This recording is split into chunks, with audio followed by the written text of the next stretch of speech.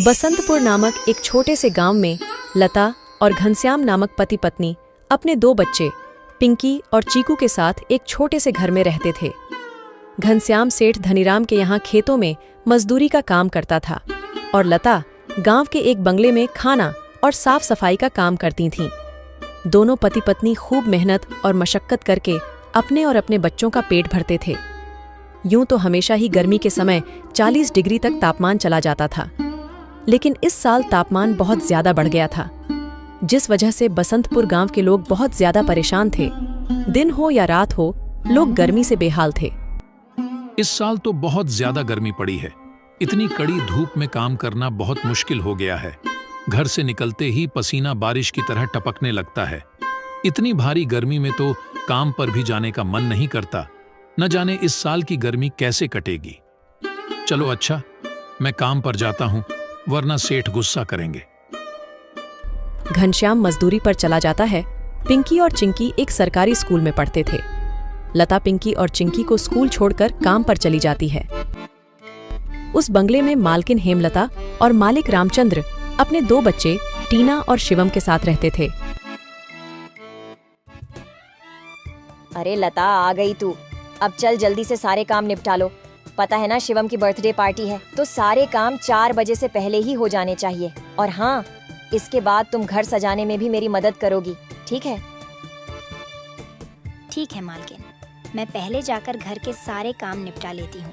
इसके बाद घर को सजाने में मैं आपकी मदद करूँगी। ऐसे लता घर के सारे काम करने के बाद हेमलता की घर को सजाने में मदद करती है।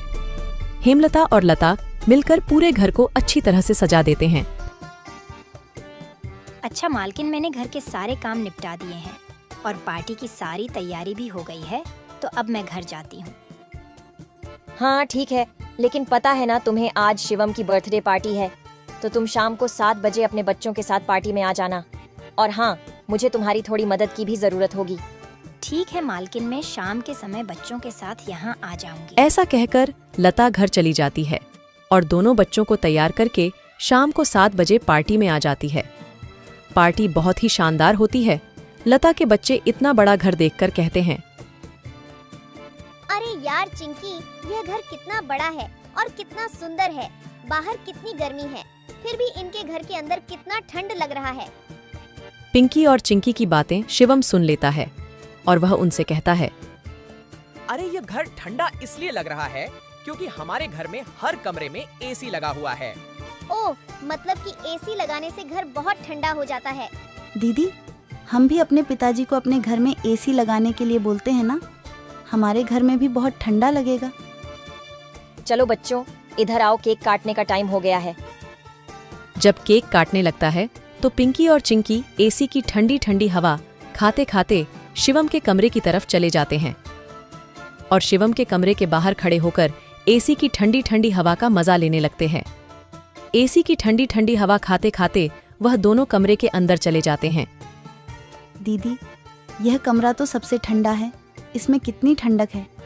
और दीदी, यह देखो, यह बिस्तर कितना सुंदर है, बिल्कुल मखमल जैसा। दोनों बेड पर बैठ जाते हैं और ठंडी ठंडी हवा का आनंद लेने लगते हैं। देखते ही देखते 15 मिनट बीत जाते हैं और आराम करते करते कब दोनों की आंख लग जाती है, उन्हें पता ही नहीं चलता। इतने ही देर में अचानक से शिवम की बहन टीना कमरे में आ जाती है। वह पिंकी और चिंकी दोनों को शिवम की बेड पर लेटा देखकर जोर से भड़कती है। ये दोनों मेरे कमरे में क्या कर रहे हैं? माँ इधर आओ, देखो ये दोनों मेरे बेड पर क्या कर रहे हैं। टीना की आवाज सुनकर हेमलता कमरे में आती है। तुम दोनों अभी के अभी मेरे बेड से उठो। पिंकी और चिंकी हेमलता की आवाज सुनकर जग जाते हैं। लता भी हेमलता की आवाज सुनकर भागी भागी चली आती है। क्या हुआ मालकिन? आपकी बहुत जोर से नीचे आवाज आ रही थी। क्या हुआ? ये पूछ, क्या नहीं हुआ? ये देख नहीं रही तू? तेरे बच्चों ने अपने गंदे मेले बदबूदार कपड़ों से मेरा पूरा बेड गंदा कर दिया। तेरे बच्चों ने एसी देखा नहीं कि सोने चले मेरे बेड पे। हद होती है यार। मैं तो तेरे बच्चों को इसलिए बुलाया था कि इनका भी थोड़ा मन लग जाएगा। इन्होंने कभी ऐसी पार्टी लाइफ में देखी नहीं होगी, ये भी देख लेंगे। पर ये तो अपनी औकात ही भूल गए। ये हमारा घर है, कोई धर्मशाला नहीं कि कोई भी भिखारी हमारे कमरे में आ जाएगा और आकर के सो जाएगा। तू अभी के अभी अपने बच्चों को लेकर निकल यहाँ से। और हाँ, कल से काम पर भी आने की जरूरत नहीं है। मालकिन ऐसा मत करो, मेरी बात तो सुनो। बच्चे नादान हैं। मैं वादा करती हूँ आगे से ऐसा दोबारा नहीं होगा। यह मेरी आखिरी भूल समझकर माफ कर दीजिए मालकिन। मुझे काम से मत निकालिए मालकिन। इस काम के सहारे तो मेरा घर चल रहा है। ये तेरी सर दर्द है। अब तू यहाँ पर काम नहीं कर सकती। अब तू अपने बच्चों को ले और यहाँ से निकाल। हेमलता लता और उसके बच्चों को घर से बाहर निकाल देती है और आगे से काम पर आने को भी मना कर देती है। अब लता के पास कोई काम नहीं था। घर का सारा भार अब घनश्याम के कंधों पर आ गया था। हे भगवान, आज तो खाना बनाने के लिए आटा भी नहीं है। अब मैं आटा कहाँ से लाऊं? मेरे पास तो अब और पैसे भी नहीं है। और जो तनख्वाह घनश्याम जी को मिली थी वह सब घर खर्चे में खत्म हो गए। मेरा क्या है? मैं तो पानी पीकर भी सो जाऊंगी, पर बच्चों को क्या? भूखे पेट इन्हें नींद कैसे आएगी?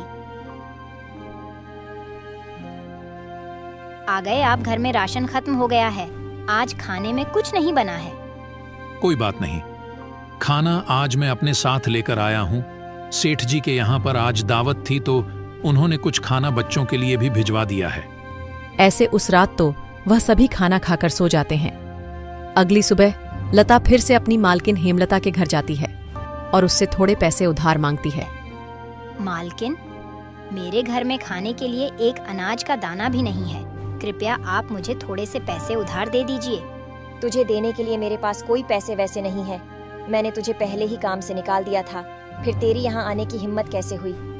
जा निकल यहाँ से और आइंदा यहाँ पर अपनी शक्ल मत दिखाइयो। हेमलता की कड़वी बातें सुनकर लता घर वापस जाने लगती है। तभी उसे रास्ते में एक पोस्टर दिखाई देता है। उस पोस्टर को देखकर लता वहीं रुक जाती है। पकोड़े बनाने वाले की जरूरत है। अधिक जानकारी के लिए इस दिए गए नंबर पर कॉल करें। पकोड़े बनाने तो मुझे आता है। अगर यहाँ मेरी नौकरी लग जाए तो घर का खर्च चलाने के लिए कुछ पैसे आ जाएंगे। ऐसा सोचकर लता उस पते पर पहुंच जाती है।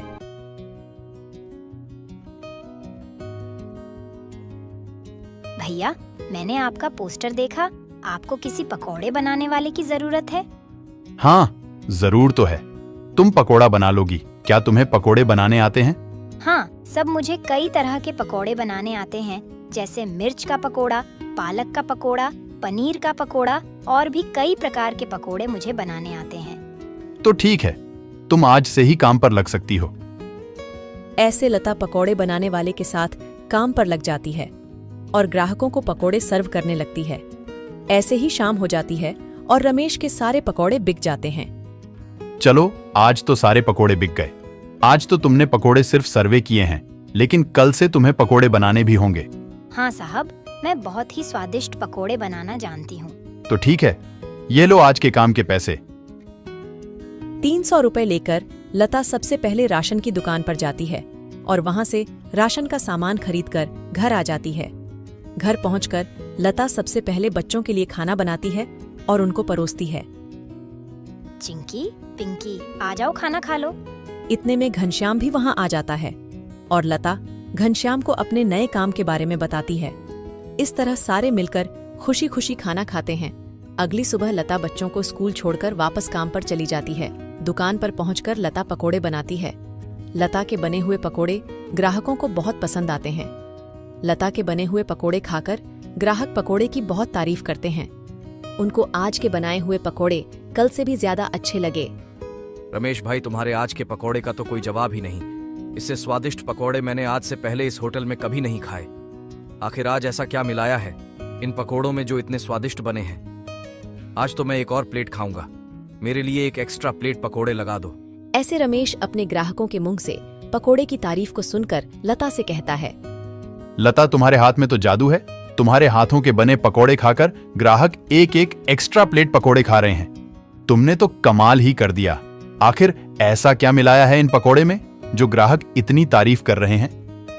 साहब जी, कुछ खास नहीं मिलाया है, बस थोड़े से नमक मिर्च मसाले बराबर मात्रा में डाले हैं, बस। ऐसे रमेश के आज के पकोड़े बहुत जल्द ही खत्म हो जाते हैं। आज तो पकोड़े बहुत जल्द ही खत्म हो गए। कल से हमें और ज्यादा से ज्यादा पकोड़े बनाने होंगे। और हाँ, अब हमारी पकोड़ों की सेल और ज्यादा अच्छी होने लगी है, इसलिए कल मैं दुकान में एसी लगवा रहा हूँ। इससे ग्राहक भी एसी की ठंडी ठंडी हवा में पकोड़ों का मजा लेंगे और हमारे पकोड़े की सेल और ज्यादा बढ़ेगी। तुम क्या कहती हो? साहब, विचार तो बहुत अच्छा है। अगले दिन रमेश अपनी दुकान में एसी लगवा लेता है और जैसा उसने सोचा था वैसा ही हुआ। एसी लगने के बाद रमेश के दुकान पर ग्राहकों की संख्या बढ़ जाती है। ग्राहक ठंडी ठंडी हवा में बैठकर पकोड़े खाने का आनंद उठाते हैं। ऐसे रमेश के आज भी सारे पकोड़े बहुत जल्द ही बिक जाते हैं। शाम के समय जब लता घर वापस आती है और वह चिंकी और पिंकी को आपस में बातें करते हुए सुनती है। दीदी, उस दिन पार्टी में कितना मजा आ रहा था ना। कहाँ हम उस दिन एसी की ठंडी ठंडी हवा खा रहे थे और कहाँ आज हम इतनी गर्मी में बैठे हैं। काश हमारे घर में भी एसी होती तो हम भी अभी एसी की ठंडी ठंडी हवा खा रहे होते। इतने में लता अंदर आ जाती है। अरे चिंकी और पिंकी, तुम दोनों क्या कर रहे हो? तुम दोनों ने अपने स्कूल का होमवर्क किया? चलो जल्दी से अपना अपना होमवर्क कर लो। मैं खाना बनाने जा रही हूँ। इसके बाद खाना खाकर जल्दी सो जाना। कल तुम्हें सुबह उठकर स्कूल भी तो जाना है ना? ठीक है माँ, हम स्कूल का काम करके आते हैं। ऐसे दिन बीतते जाते हैं और लता के हालात पहले से ठीक होते जाते हैं। ऐसे ही एक दिन सुबह लता काम पर जा रही होती है, तभी उसे भंगार की एक दुकान दिखती है। उसे दुकान पर कई सारे सामान थे, जैसे कूलर, पंखा, फ्रिज, एसी इत्यादि। लता का ध्यान उस दुकान में रखे पुराने एसी की तरफ जाता है।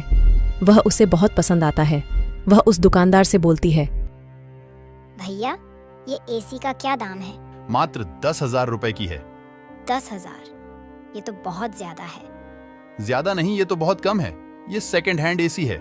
अगर नई एसी खरीदने जाओगी तो 30,000 से कम की नहीं आएगी। अच्छा ठीक है, पर ये सही से तो चलती है ना? हाँ, बिल्कुल सही से चलती है। अगर 6 महीने से पहले ये एसी बंद हो जाती है तो इसकी सारी रिपेयरिंग की सर्विस बिल्कुल फ्री होगी। ठीक है, लेकिन इसका सही सही दाम लगाओ। मैं इसके 8,000 दूंगी। अगर तुम्हें देनी है तो मुझे ये ऐसी 8,000 में दे दो। ठीक है, बताओ कहाँ लगानी है। लता उस आदमी को अपने घर लेकर आती है। वह आदमी लता के घर पहुंचकर एसी को लगा देता है। एसी चालू करते ही ठंडी ठंडी हवा घर में फैलने लगती है।